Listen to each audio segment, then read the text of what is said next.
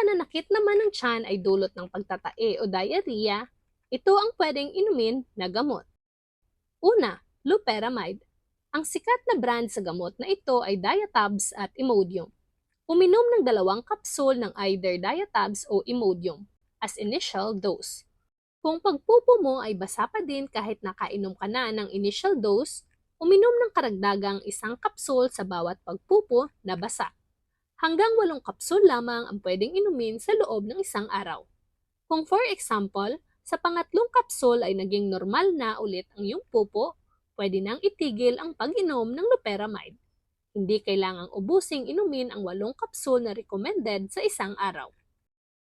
Pangalawa, probiotics. Ang brand ng probiotics sa market ay Ursiflora, Novaflora at Encazem. Ang probiotics ay naglalaman ng active at buhay na good bacteria na tumutulong sa digestion. Tumutulong din ito na ma-normalize ang gut flora upang maibsan ang mga sintomas na dulot ng bacterial-caused diarrhea.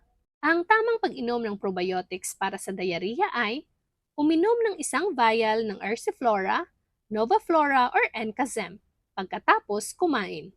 Maaaring uminom ng hanggang 3 vial sa loob ng 1 araw. Siguraduhin lamang na may 4 na oras na pagitan ang pag-inom ng bawat vial.